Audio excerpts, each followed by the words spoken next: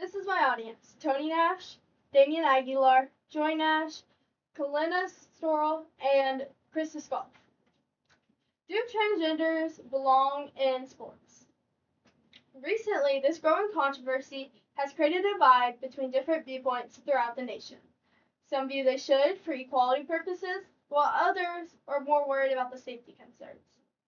The purpose of my speech today is to inform you of the pros and cons of allowing transgender women to compete in women's sports. I'm a credible source because I've done my research, read multiple articles, and have written lots of essays on this topic. The 4 points I'll be discussing today is 1. It encourages equality in women's sports. 2. It creates a more positive environment for trans women in sports. 3. Biological men will naturally have an advantage over biological women. And 4. It is unsafe for cisgender women to compete with biological males. In addition to hearing about my 4 points, now I'll go into more detail and explanation. Starting with my first pro, it encourages equality in women's sports. In a quote by Ginger Justice in the article Fighting for Trans Athletes, they state that inclusion and equality will help strengthen sports and create more wins, not only because they have more capable and trained athletes, but because they have a stronger team. And yeah. Another quote is from Emily Mills, a transgender athlete herself, in her 2024 opinion article, Transgender Women Belong in Women's Sports. She states that women and girls do not need protection from other women and girls. They who just want to play sports and experience those various benefits that come along with it. She says what we need to focus on is gaining equal access, equal funding, and protection from sexual harassment and assault. Now that you have heard how valuable it is to have equality in women's sports, now I'm going to move on to my second point. It creates a more positive environment for trans women in women's sports. From the same article and author, Emily Mills, she quotes that it would have had a more positive impact on her younger self to have been able to play in sports teams where all gender identities were welcome. She also mentions that she probably would have came out a lot sooner as a trans athlete than her late 40s. From the article Understanding Mental Health of Transgender Athletes, the article suggests that they struggle with mental health not only because they get discriminated against in the workforce, the housing, and education systems, but they also get discrimination in athletics.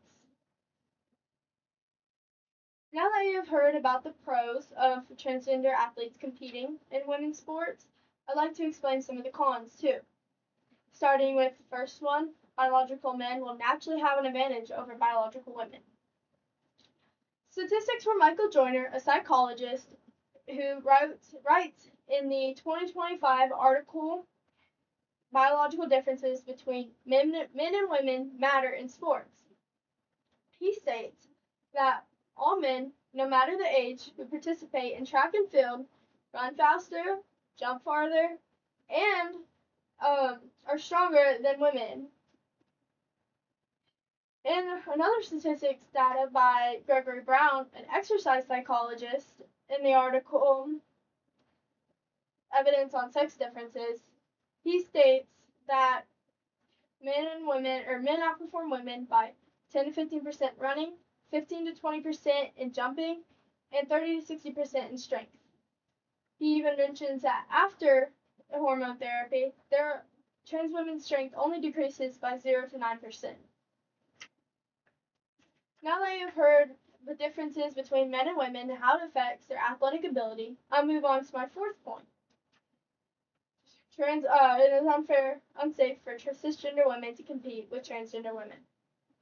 A story from Paige McKenzie, a college student who attends Liberty University in Virginia. In her article, she states or retells how former MMA fighter Fallon Fox, who is a transgender woman, competes and fights Tamika Brent, a biological woman. She says that Fallon Fox crushed Brent's skull in the first 2.5 minutes of the first round of the fight. In a more recent case, in the 2025 article, Volleyball Player Hurt by Trans Opponent, Chris Nessie, he says that when a biological male competes against Peyton McName, he smashed, and I quote, smashed the ball so hard into Peyton's face that causing a traumatic brain injury and paralyzing her on the right side, ending her career. Now that was a lot of words and statistics, so now I'm going to recap on everything you've just learned. So, in conclusion, there are many different viewpoints on this current controversy. Some view they should for equality purposes, while others not so much, worried about safety concerns. Again, my purpose was to inform you of the pros and cons of allowing transgender women to compete in women's sports. And I would also like to restate my 4 points. 1 being it encourages equality in women's sports. 2, it creates a more positive environment for trans women in sports.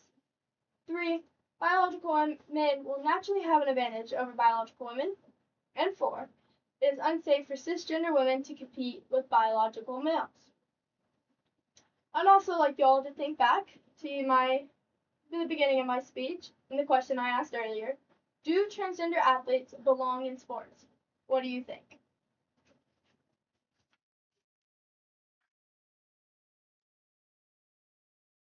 You can just use the mouse. Yeah. Just use the mouse, yeah.